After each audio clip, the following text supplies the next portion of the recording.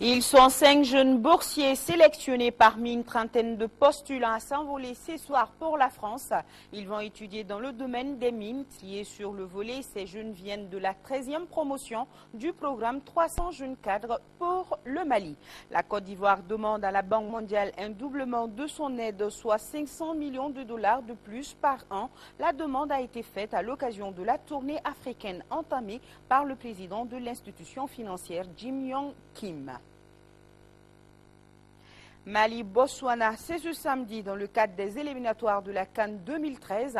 Un prélude à la rencontre, l'association des journalistes sportifs du Mali exhorte la presse sportive à jouer pleinement son rôle, celui d'incitateur au fair play. Merci de nous rejoindre sur votre télévision nationale. Tout le plaisir est pour moi de vous présenter ce journal. Bonsoir et bienvenue à vous tous. Nous sommes mercredi 5 septembre et comme chaque mercredi, s'est tenu le Conseil des ministres. C'était sous la présidence du chef de l'État, professeur Djonkouda Traoré.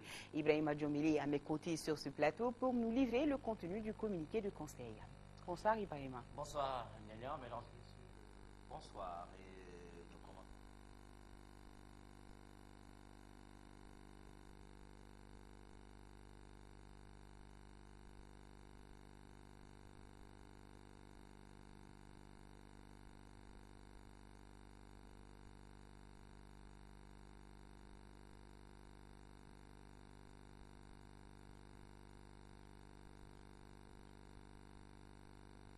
Directeur général de l'administration des biens de l'État, Boubacar Kardigué Koulibaly, inspecteur des impôts.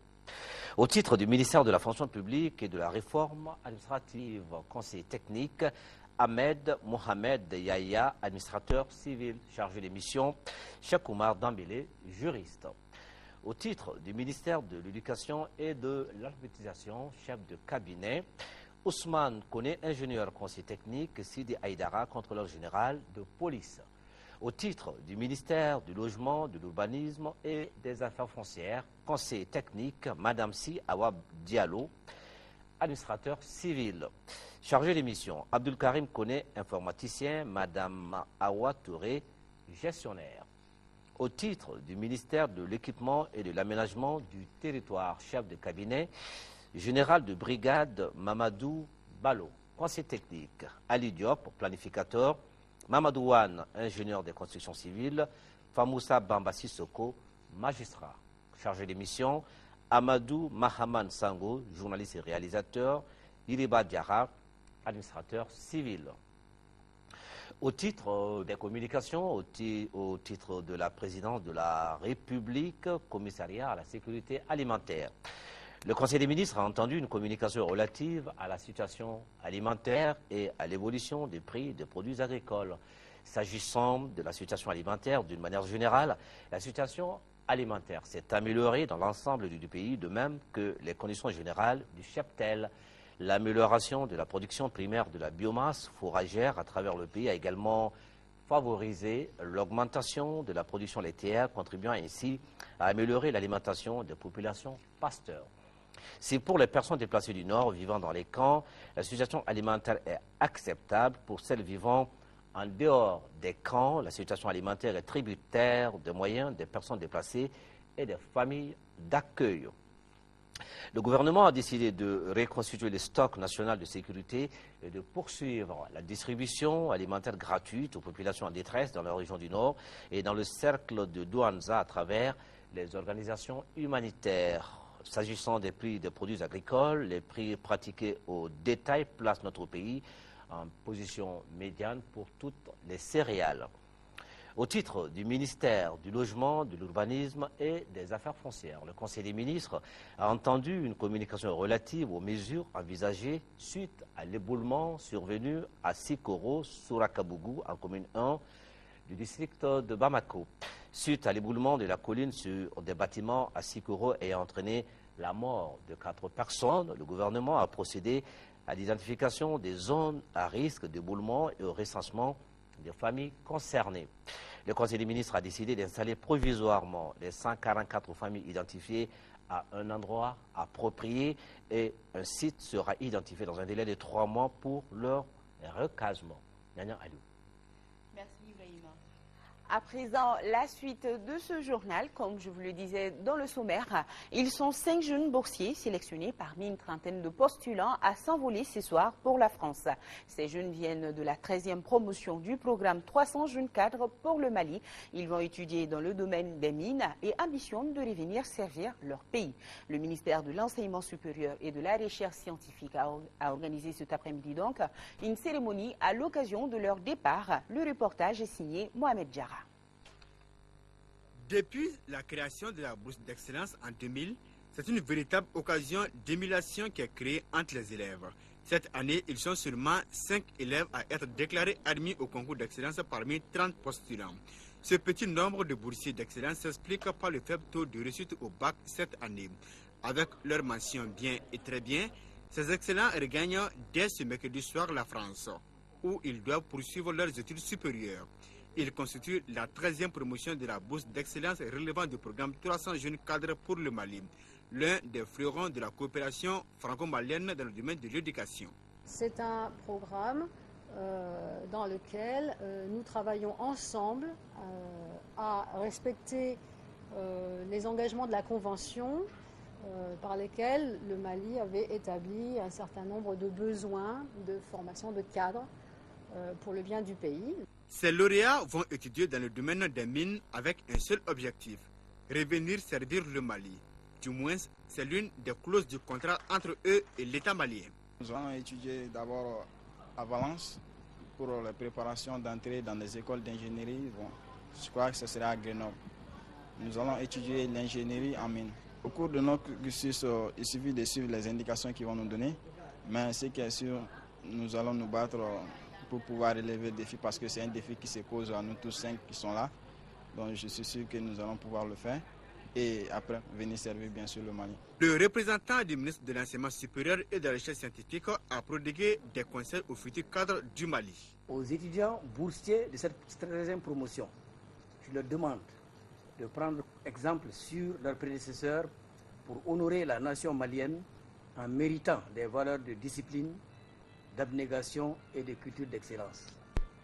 Vous devez constamment avoir à l'esprit que la crise que connaît actuellement notre pays doit être un facteur de combativité, d'innovation et non de découragement, aux côtés du fait que vous laissez ici sur place parents, amis et connaissances. La cérémonie a enregistré, outre la famille de l'éducation, les parents des nouveaux boursiers. Tous sont venus soutenir et encourager ces élèves. Il faut souligner que le programme de son démarrage à nos jours a formé 198 cadres maliens. Et nous avons ce communiqué. L'Assemblée nationale du Mali a appris avec une grande tristesse l'occupation de la ville de Douanzan par le Moujao ce dimanche 2 septembre 2012, après le départ du MNLA de cette ville.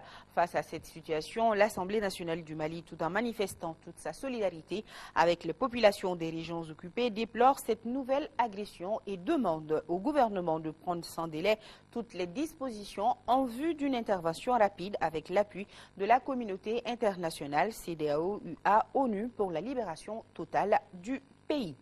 Le ministre de la Culture et les professionnels du domaine en conclave, il s'agit pour eux de dégager les voies et moyens afin d'insuffler une nouvelle dynamique au secteur. Au terme des échanges, on retient un chantier majeur, la biennale artistique et culturelle prévue en décembre prochain à Mopti. Alpha Maïga.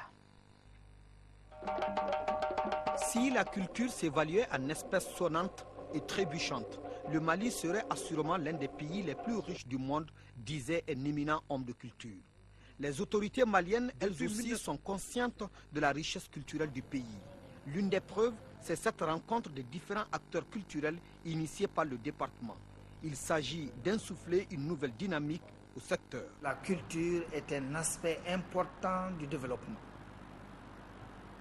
Parce que c'est partir de la culture et c'est elle en fait qui permet à l'homme que nous sommes, individuellement, collectivement, ensemble et avec nos différentes variétés de culture que nous avons au Mali, de savoir d'où nous venons, où nous sommes et où nous partons. La rencontre se tient au moment où notre pays traverse une crise profonde, une crise qui n'épargne aucun domaine. Il appartient à chacun de nous, dans son domaine, d'essayer de voir quelles sont les solutions que nous pouvons apporter, mais surtout les perspectives de sortie de crise. Au terme des échanges, on retiendra que le seul grand chantier en attente est la biennale artistique et culturelle prévue en décembre à Mopti. Le ministère de la Culture, ce sont 4 services centraux, 5 services rattachés, 7 organisations personnalisées, 3 grands projets, le tout pour un effectif de plus de 700 agents. Et le ministre du Travail, de l'Emploi et de la Formation professionnelle, Diallo Deijama Mankatra, a réuni les membres de son cabinet élargi pour examiner la version réduite du projet de feuille de route du gouvernement pour la transition politique. La réunion avait pour but l'information, l'appropriation et l'organisation du suivi interne de la mise en œuvre. À l'issue des interventions, le ministre Diallo Deijama Mankatra a engagé les responsables du département pour une bonne exécution de la prochaine feuille de route. Les responsables de la coalition Mali Leadership Gestion de Presse ont tenu hier une conférence. Le but est de faire connaître non seulement la coalition, mais aussi encourager les patrons de presse à y adhérer. Les responsables ont mis à profit cette rencontre pour donner les résultats de la première rencontre qui s'est déroulée à Ouagadougou, au Burkina Faso. Cette rencontre a regroupé tous les pays membres de l'espace UEMOA ainsi que la coalition panafricaine d'associations de promoteurs et gestionnaires de médias basés au Kenya. Fatmata Kone, reportage. Pour bien gérer son entreprise de presse, il faut avoir certaines notions de base. Parmi ces notions figurent le leadership, la gestion, la bonne gouvernance. Pour améliorer ces aspects de la communication, Initiative des médias d'Afrique AMI, en partenariat avec l'Institut pour la démocratie et l'éducation aux médias IDM, a initié un projet intitulé Coalition LGP, Leadership pour la gestion de la presse. C'est à travers d'abord cette conférence de presse qui nous a permis d'expliquer le concept de LGP, le leadership dans la gestion des entreprises de presse, et expliquer comment est-ce que le Mali peut adhérer et qu'est-ce que les entreprises de presse qui y adhéreront pourront y gagner et qu'est-ce qu'à la limite la presse malienne et le pays même peut gagner en adhérant à cette plateforme qu'on appelle le LGP. Le but, c'est d'encourager les responsables de presse à y adhérer. Le conférencier a également donné les résultats de la première rencontre de la coalition qui s'est tenue à Ouagadougou. Elle avait pour thème « Leadership et principes directeurs pour les propriétaires et dirigeants des médias d'Afrique ». C'était principalement le leadership dans la gestion des entreprises de presse, la gouvernance dans la gestion des entreprises de presse, c'est-à-dire comment gérer une bonne entreprise, et les techniques de gestion d'une bonne entreprise de presse, comment associer les employés et les employeurs, comment mettre au courant, c'est-à-dire comment rendre notre entreprise de presse transparente. Au cours de la conférence, les questions des journalistes sont portées sur le choix du lieu de la première rencontre, les conclusions de la rencontre de Ouagadougou, le rôle que doit jouer le LGP, entre autres. Le président de la Banque mondiale est en tournée africaine. Première étape, la Côte d'Ivoire. Une occasion pour le président Ouattara de demander le doublement de l'aide allouée à son pays, soit 500 millions de dollars de plus par an. Jim Yong Kim n'a pas donné de réponse, mais les observateurs estiment que l'institution financière est favorable à cette demande, vu le potentiel économique de la Côte d'Ivoire dans la sous-région. Président de la Banque mondiale depuis juillet dernier, Jim Yong Kim a réservé sa première tournée au continent africain et sa première étape à Abidjan.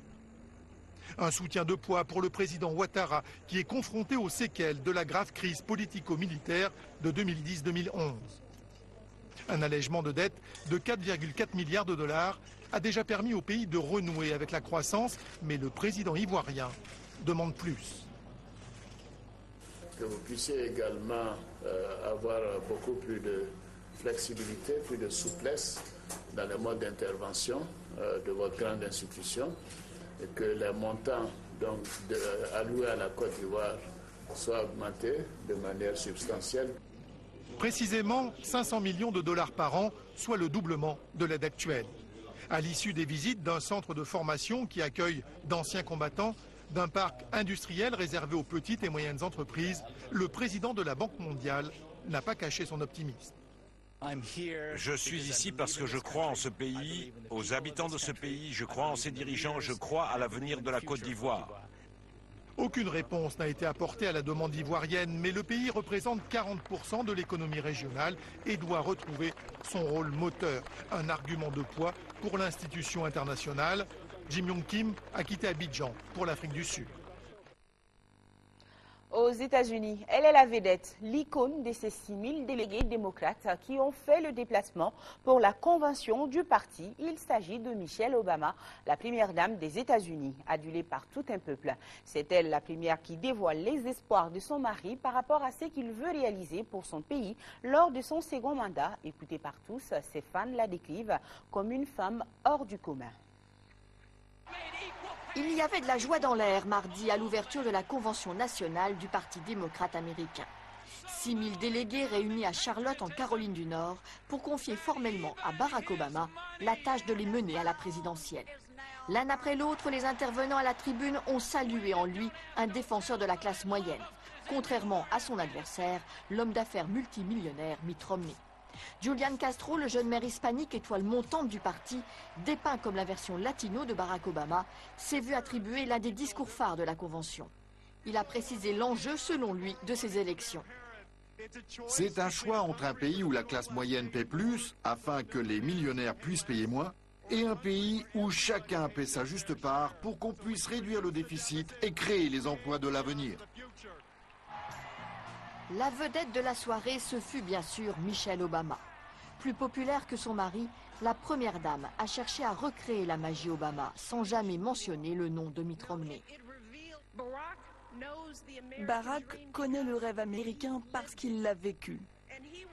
Et il veut que tout le monde dans ce pays, que tout le monde ait les mêmes chances, peu importe qui nous sommes, d'où nous venons, à quoi nous ressemblons ou qui nous aimons.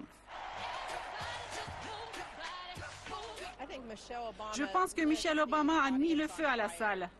Avec sa sincérité et certainement sa passion pour son mari, mais aussi à propos du travail qu'il reste à faire. Elle a insisté sur l'esprit d'un pays qui essaie de trouver son chemin à travers certains défis réels et les vrais problèmes. Le point d'orgue de cette convention, ce sera jeudi soir quand Barack Obama prononcera son discours d'investiture. Les démocrates ont moins de 9 semaines pour convaincre les électeurs américains que leur pays se porte mieux avec les Obama à la Maison-Blanche. Retour ici au Mali, mais avant, notez que nous allons reprendre le Conseil des ministres en fin de ce journal. L'international footballeur malien Seydou Keita, Seydou Blin, vient de manifester sa générosité et sa solidarité avec 2 structures d'aide aux enfants. Il a fait don de sacs de riz, de sucre et de lait à la pouponnière de Bamako-Koura et aux enfants du village SOS de Sanankoroba. En remettant ce don, l'international malien s'est dit très fier de servir son pays et de venir surtout en aide aux enfants en situation difficile. En retour, les enfants du village SOS de Sanankoroba ont offert un ballon de foot à leurs visiteurs. Autre geste de solidarité, celui du chef de l'exécutif régional de Sikasso qui est allé à la tête d'une forte délégation apporter soutien et assistance aux victimes des inondations qui ont touché particulièrement les quartiers de Koko et Wala dans la commune urbaine de Koutiala et les villages de Chiangoro et Mouya Akouri. Le gouverneur Ibrahima Fefekone, après avoir visité les zones sinistrées et les personnes affectées par ces calamités, a offert 5 tonnes de riz et 5 colis d'habillement à la commune de Kouri, 10 tonnes de vivres et des vêtements à celle de Koutiala. Je vous rappelle que ces pluies diluviennes se sont abattues sur les secteurs de Koutiala et Yorosso le 1er septembre dernier. Voilà. Aide et assistance du chef de l'exécutif régional de Sikasso. En première région, distribution de vivres aux déplacés du Nord vivant dans le cercle de Caille, une action du programme alimentaire mondial PAM à travers l'ONG Association d'appui aux actions de développement rural ADR.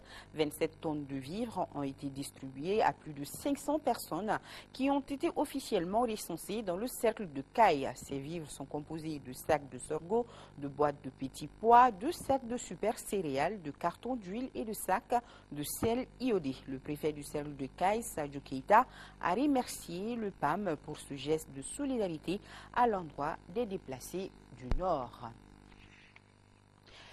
Suite à l'agression portée sur des agents de l'agence MoneyGram Banakabougou en commune 6 du district de Bamako, le commissariat de police du 7e arrondissement vient de mettre hors d'état de nuire les auteurs de cette agression. Ils sont 4, tous spécialisés dans le vol à main armée et dans le braquage. Tchemoro Kounate est allé voir.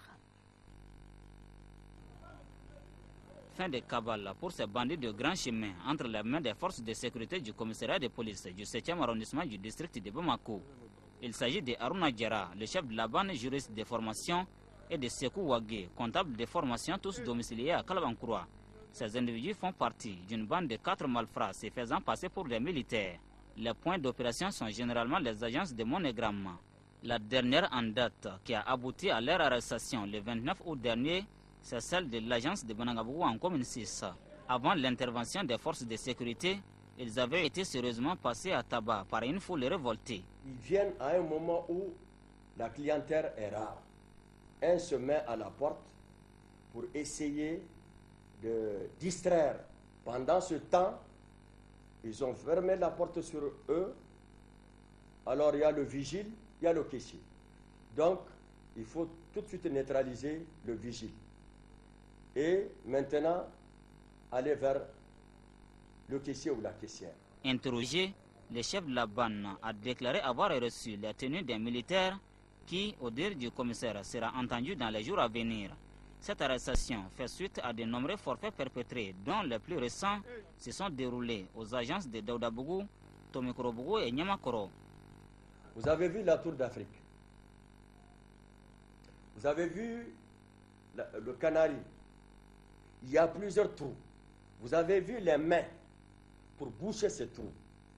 Ça veut dire tout simplement, si tous les Maliens acceptent de se donner la main avec les forces de sécurité, beaucoup de crises aujourd'hui qui secouent notre pays auront leur solution. Les autres éléments du groupe, Kader Touré et Papa Laïdjakté, sont en fuite. En attendant de les mettre hors d'état de nuire, ces deux appréhendés ont été déférés ce mardi au tribunal de la commune 6 du district de Bamako. Le directeur général du budget informe les fonctionnaires et contracteurs des collectivités territoriales des régions de Tombouctou, Gao et Kidal, payés sur le budget d'État et sur billettage, que 2 pôles sont retenus pour le paiement des salaires du mois d'août 2012. Pôle de Bamako pour les travailleurs déplacés des 3 régions à Bamako et environ. Au niveau du pôle de Bamako, les paiements se feront demain jeudi 6 et vendredi 7 septembre 2012 à partir de 9h dans les points suivants. Les SICA, fonctionnaires et contracteurs des collectivités territoriales de la région de Tombouctou. Le lycée Askia Mohamed, fonctionnaires et contractuels des collectivités territoriales de la région de Gao. Le lycée Ba Aminata Diallo, fonctionnaire et contractuel des collectivités territoriales de la région de Kidal. Pôle de Mopti pour les travailleurs restés dans les 3 régions et ceux déplacés à Mopti et environ. Au niveau du pôle de Mopti, les paiements débuteront le lundi 10 septembre 2012 à partir de 9h et jours suivants, mardi, mercredi et jeudi, au gouvernorat de région. Le directeur général du budget sait compter sur la bonne compréhension de tous. Et maintenant, une question. Savez-vous en quelle date le dernier soldat français a quitté le sol malien? Eh bien, c'était le 5 septembre 1961. Il y a de cela 51 ans. Une avenue porte même ce nom. Il s'agit de l'avenue qui se trouve entre le monument de l'indépendance et celui de la paix. À ce propos, suivons plutôt le récit du colonel-major Sega Sissoko, le directeur du musée des armées du Mali. Il est au micro de Boubacar Sissoko. C'est à cette date que le dernier soldat français a quitté le territoire national. Suite à la déclaration politique du président Modibo Keïta le 20 janvier 1961, la France a décidé de programmer l'évacuation des bases qu'elle entretenait au Mali. Le 8 juin, la base terrestre de Kati a été évacuée. Le 8 juillet, la base aérienne de Tissarit. Le 3 août, la base aérienne de Gao. Et le 5 septembre 1961, la base aérienne de Bamako, qu'on appelle communément la base 162. Cette cérémonie a débuté et a duré 45 minutes le matin. Maintenant, dans l'après-midi, il y a eu maintenant une déclaration politique, un discours politique du secrétaire politique de l'époque, M. Drissa Diarra, qui a réuni aussi l'ambassadeur de France et tous les journalistes de la permanence du parti pour leur expliquer la portée politique de cette cérémonie. Et dans le discours qu'il a prononcé, il a fait allusion à tous ceux qui ont combattu avec honneur pour l'intégrité territoriale du Mali. Pendant que cette cérémonie se déroulait, les troupes françaises partaient définitivement du territoire national, et, à savoir les camions ont quitté pour Ouagadougou et les avions ont quitté pour Dakar. Cette base s'appelait la base 62. Nous avons une place d'armes qui était la place d'armes de la base 162, qui est maintenant la place de Génie, qui a été retapée et requinquée il y a à peu près 2 ou 3 ans. Et c'est aujourd'hui une fierté pour notre armée. J'ai été fier de voir l'armée nationale encadrée par les Maliens, l'armée nationale composée de nationaux. Il n'y avait pas de Français, il n'y avait pas autre chose. Donc les gens n'étaient pas habités, ils n'avaient jamais vu ça. Et en 1962 maintenant, cette rue fut baptisée en souvenir de cette journée symbolique du 5 septembre 1961. Aujourd'hui, nous regrettons que ce symbole soit dans les oubliettes, parce que les gens qui passent par, peu de gens au passage voient cette plaque qui nous rappelle une journée glorieuse de notre histoire. Voilà, c'était là un saut dans l'histoire avec le colonel-major Sega Sissoko, le directeur du musée des armées du Mali. Allez-y au musée, il y a beaucoup de choses à découvrir. L'association des journalistes sportifs du Mali a organisé cet après-midi une journée de soutien aux aigles du Mali. Cette conférence avait pour but d'encourager la presse sportive dans son devoir de mobilisation et d'incitation à un bon comportement lors du match de samedi contre le Botswana. Amara Mali Diallo nous en parle. C'est une journée de sensibilisation organisée par l'Association des journalistes sportifs du Mali à quelques encablures du match de samedi contre les aigles du Botswana. Journée de sensibilisation dans un contexte particulier puisque c'est le premier match à domicile de l'équipe nationale après les événements que le pays a connus et la délocalisation du match contre l'Algérie à Ouagadougou. La présente journée est une opportunité pour chaque acteur de notre discipline reine de s'engager dans la même direction en faisant une union sacrée avec grand Q autour de la sélection nationale. Concernant la presse sportive, elle ne restera pas en marge. Dans son intervention, le ministre de la Communication dit mesurer toute la responsabilité de la presse dans le traitement de l'information autour de l'événement. La communication sera ce que vous en ferez. Qui dit communication dit cet outil redoutable et précieux qu'est la parole. Je mesure avec vous tous toute la responsabilité qui sera la nôtre lors de cet événement majeur que constituera le match Mali-Botswana de samedi. Ce peuple, qui est le nôtre, a en face de nombreux défis. Le premier responsable du département de la jeunesse et des sports s'est également appesanti sur le rôle de porteur de messages de la presse sportive.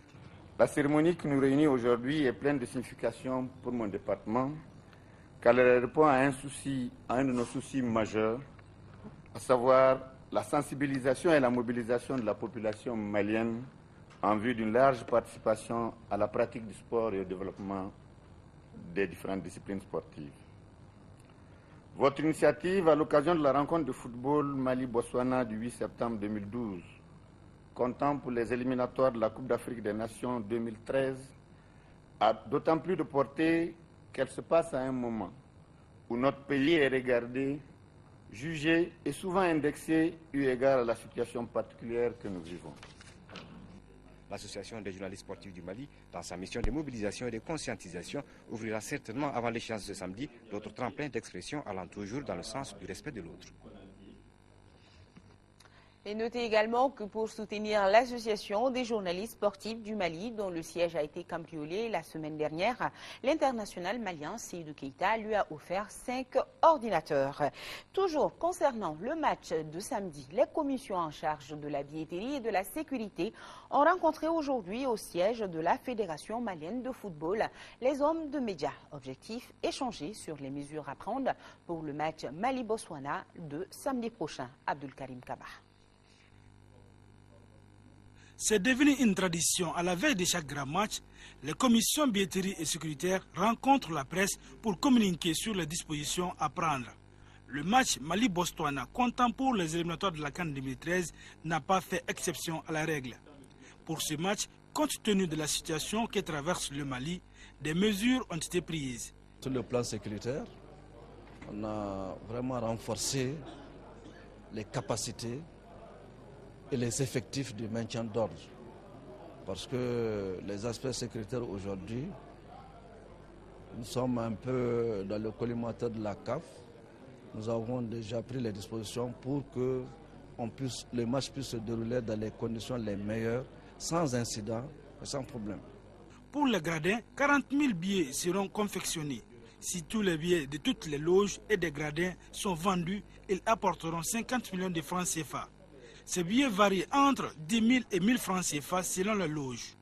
À l'exception des porteurs d'uniformes en tenue correcte, des hommes de médias menus de leur carte, des anciens internationaux et arbitres, tous les autres spectateurs paieront pour entrer dans les stades. Faut-il les rappeler, Mali-Botswana, c'est ce samedi 8 septembre 2012 à partir de 17 h au stade du 26 mars. L'ouverture du stade est prévue pour 14 h. Football toujours, fin hier de la saison 2011-2012 du championnat national avec le match en retard de la 29e journée. Stade malien de Bamako, 11 créateurs de Nyarela. Les Blancs de Bamako ont gagné 3-2. Siragatou Sissé tire le bilan de la saison. Reporté en son temps pour cause de pluie, le match au Stade malien de Bamako, 11 créateurs de Nyarela de la 29e journée en retard a été finalement programmé. Victoire du Stade malien 3-2. Mahmoud Bessissé des 11 créateurs a pourtant donné le ton à la 20e minute, avant que Moussa Diango Koulibaly n'égalise à la 45e minute. Moussa Diawara 52e minute et Mohamed Cheikh Chérif Doumbia 63e minute côté Stadis marque les 2e et 3e buts. Mamadou Souro 66e minute sur penalty et réduit le score à 3-2 pour les 11 créateurs. En jetant un regard dans le rétroviseur du coup d'envoi de la saison 2011-2012, le 11 décembre à la clôture, ce 4 septembre, 480 matchs ont été joués pour 547 buts. À la phase aller, 225 buts ont été inscrits et au retour, 322. La journée la plus prolifique en buts a été la 17e avec 28 réalisations. La journée la moins prolifique, la 9e, 8 buts. La meilleure attaque est celle du Stade malien de Bamako, 74 buts marqués. Le Djoliba AC possède la meilleure défense, 9 buts encaissés. La plus mauvaise attaque est attribuée au CSK, 16 buts marqués. L'AS Police a la plus mauvaise défense, 55 buts encaissés. Le titre de meilleur buteur de la saison revient à Ousmane Cissé du Stade malien de Bamako, 20 buts, suivi de Lassana Diarra Assom, 17 buts, et Boubacar Bangoura Djoliba AC, 15 buts. Avec 74 points, le Djoliba AC invaincu en 30 journées est sacré champion. Les Rouges décrochent au passage leur 13e titre de l'histoire. Le Djoliba AC et le Stade malien de Bamako 2e joueront à cet effet la Ligue africaine des champions. L'Union sportive de Bougouni, vainqueur de la Coupe du Mali, et les 11 créateurs de Nyarela, finalistes malheureux, représenteront notre pays en Coupe de la Confédération. Sur un autre registre, le Siki de Kaï, 14e, 26 points, le Stade malien de Sikasso, 15e, 24 points, et l'AS Police, 16e, 19 points, sont descendus en 2e division. Pour les remplacer, l'Office du Niger Sport de Ségou, Atar Club de Kidal et l'Union sportive des forces armées et de sécurité du Mali, USFAS, sont montés en Ligue 1. Vivement la prochaine rentrée. Un reportage signé Siragatou Sissé. Je vous le disais tantôt, Ibrahima Djombeli est de retour sur ce plateau pour nous livrer encore une fois le Conseil des ministres d'aujourd'hui. Bonsoir Ibrahima. Bonsoir Niania Alou Traoré, mesdames et messieurs, bonsoir et nous vous présentons toutes nos excuses. Un petit problème de son nous a fait rater le début de ce Conseil des ministres, alors c'est avec plaisir que nous reprenons à votre intention ce communiqué. Alors, nous rappelons que le Conseil des ministres s'est donc réuni en session ordinaire ce mercredi 5 septembre 2012 dans la salle de délibération au palais de Koulouba. C'était sous la présidence du président de la République par intérim, son Excellence M. Djonkunda Traoré. Après examen des points inscrits à l'ordre du jour, le Conseil a entendu des communications et procédé à des nominations. Au chapitre des mesures individuelles, le Conseil des ministres a procédé aux nominations suivantes. au titre du ministère de l'économie, des finances et du budget. Secrétaire général, Abdoulaye Touré, inspecteur des finances. Directeur général des impôts, Djonké Diarra, inspecteur des services économiques, directeur général des douanes. Moumouni Dambélé, inspecteur des douanes, directeur général de l'administration des biens de l'État.